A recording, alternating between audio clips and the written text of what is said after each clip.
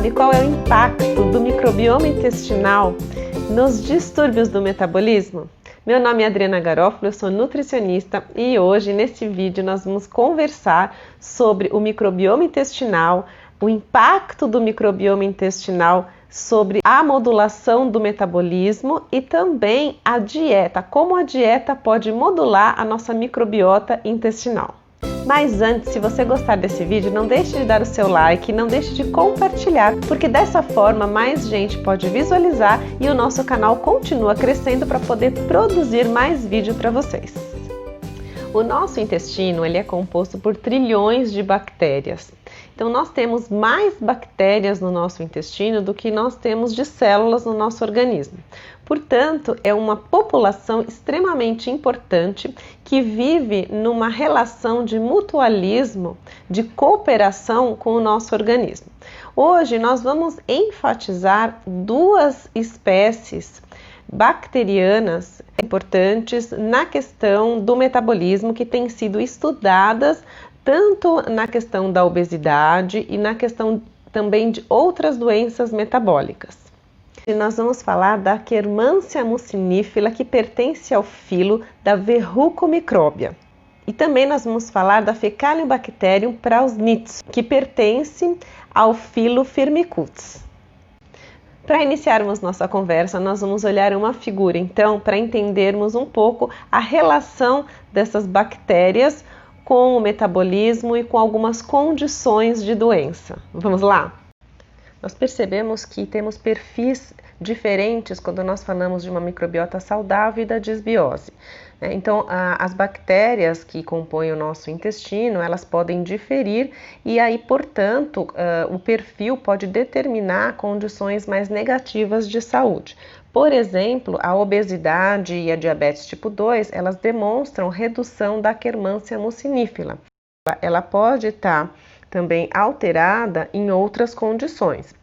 Já para o perfil de doenças metabólicas do fígado, doenças metabólicas cardiovasculares, por exemplo, nós notamos que a Fecalibacterium prausnitzii é aquela que estaria mais reduzida para um perfil negativo nessas condições.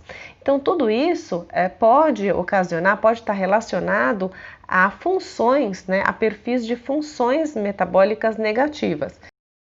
Assim como nós percebemos, existe uma relação, então, dessas bactérias com o estado negativo de doenças. Agora nós vamos olhar sobre o aspecto da dieta, Então, uma dieta mais favorável, como que ela se comporta no nosso organismo, e uma dieta menos favorável, ou seja, uma dieta mais ocidental, como a gente tem falado, como ela se comporta no nosso organismo. Para isso, nós vamos ver a figura também. Vamos lá?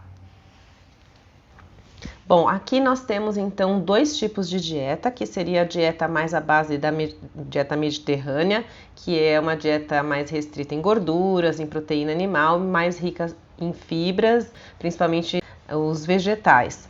E do outro lado nós temos aquela dieta que é mais à base, mais um perfil da dieta ocidental, que é uma dieta rica em gordura, rica em proteína animal e baixa em fibras vegetais.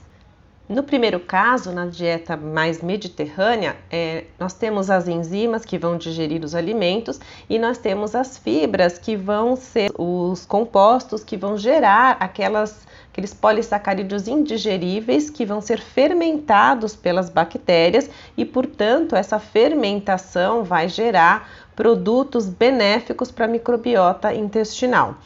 Por outro lado, o excesso de gorduras e de proteínas animais vai gerar um aumento dessa degradação das proteínas, então a proteólise, com formação de peptídeos pelas proteases, que são enzimas também, e que vão levar à formação de ácidos sulfúricos, de aminoácidos sulfurados, de aminoácidos aromáticos, entre outros aminoácidos. Esse excesso de formação de aminoácidos pelo excesso de proteínas vai gerar uma microbiota, vai levar a uma microbiota mais inadequada, com um perfil mais inadequado de disbiose intestinal. Dessa forma, então, nós percebemos que nós temos uma microbiota relacionada, mais associada à saúde metabólica e uma microbiota mais associada à doença metabólica, uma disbiose, então, intestinal que está relacionada a doenças.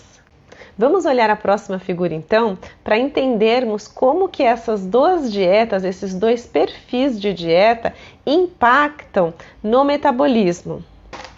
Bom, no caso da dieta que está relacionada à saúde, então uma microbiota mais adequada, que vem de uma dieta saudável, ela vai ter um aumento, né? Ela vai proporcionar uma maior produção de ácidos graxos de cadeia curta e, portanto, esses ácidos graxos de cadeia curta, eles têm uma importante função no aumento da secreção de muco. Esses ácidos graxos, que são o propionato, o acetato e o butirato, também vão ter outros papéis na estimulação de receptores que vão levar à formação de alguns hormônios importantes no intestino, os enterohormônios, e também estimular receptores nucleares de transcrição gênica.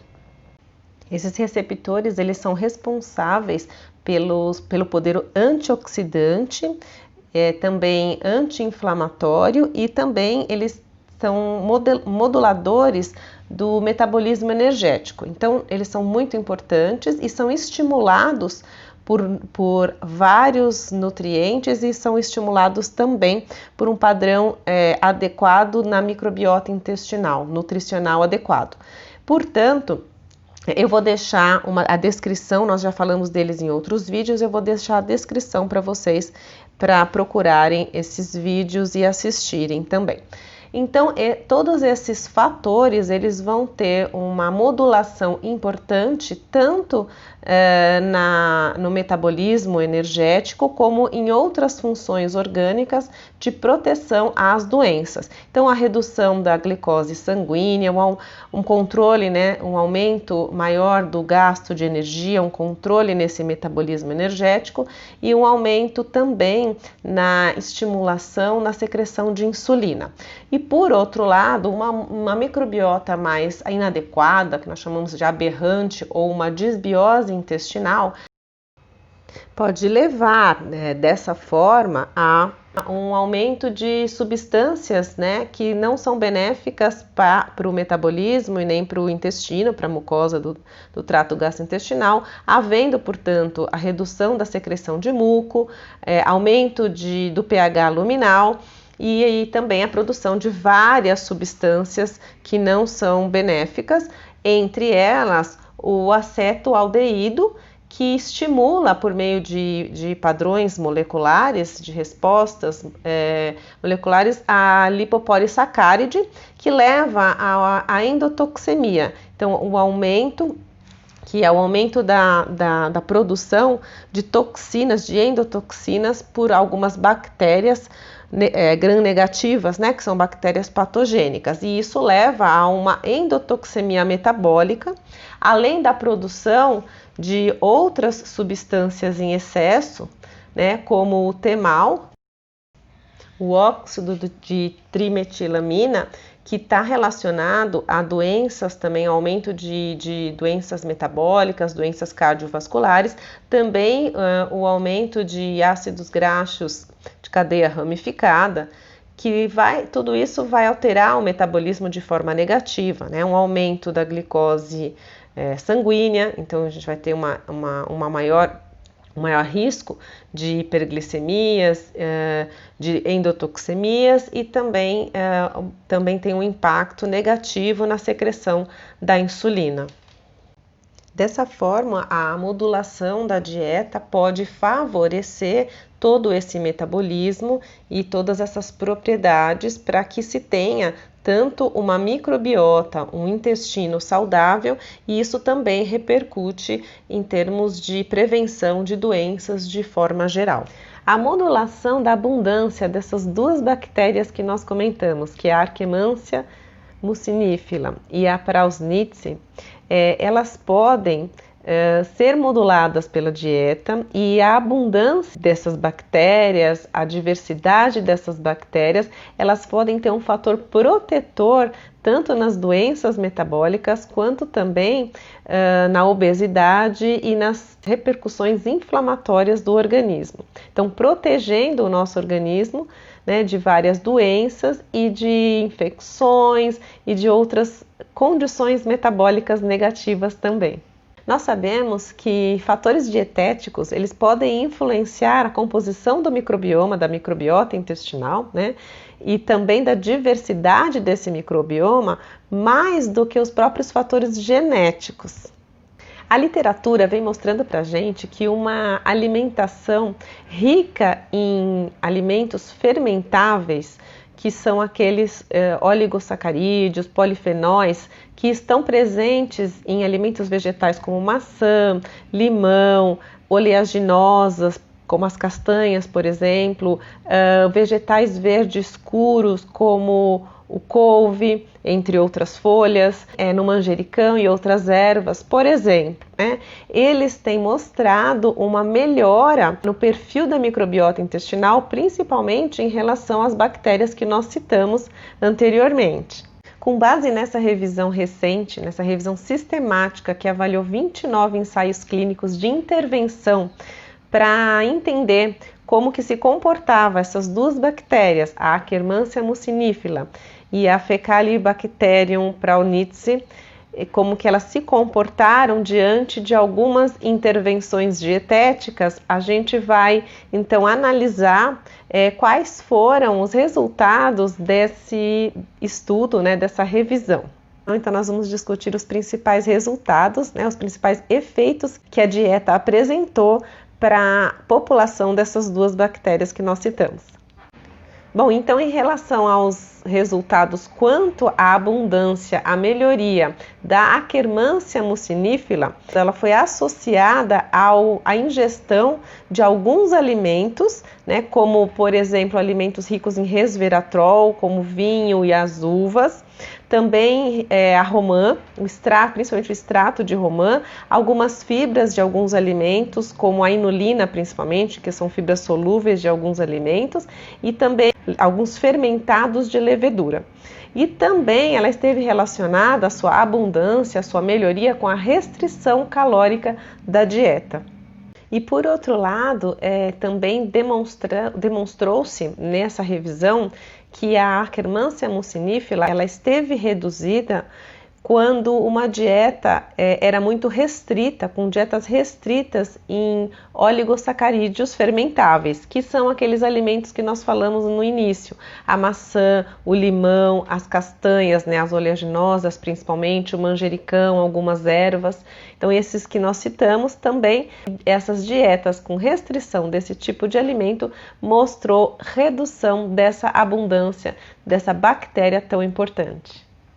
Já para a Fecalibacteria prausnitzii, na maioria dos estudos demonstrou-se que a ingestão maior, né, a ingestão adequada de fruto-oligosacarídeos e os frutanos, que estão principalmente em alimentos como a chicória, a banana, tomate, alcachofra, alho, entre outros, demonstrou-se que esse aumento desse consumo melhorou a bactéria no intestino. Dessa forma, as evidências atuais elas sugerem que tanto para a Akkermansia mucinifila como para a Fecalibacterium prausnitzii, alguns fatores dietéticos, principalmente esse que nós citamos, eles realmente vão atuar de forma a melhorar, a modular essas cepas no nosso intestino. Bom, no entanto, mais pesquisas ainda são necessárias, né, para que nós possamos entender melhor como que essas cepas elas podem ter uma importância realmente na modulação do microbioma intestinal e na modulação até das questões das condições clínicas, das condições de doença, e como que realmente a dieta vai influenciar de maneira importante nesse sentido, nesse contexto, até para ser aplicada como uma terapia nutricional. Bom, no vídeo de hoje foi isso. Se vocês gostaram, não deixe de dar o seu like, não deixe de compartilhar esse vídeo para que mais pessoas possam também assistir e participar e para que o nosso canal continue crescendo. E não esqueça de se inscrever no nosso canal.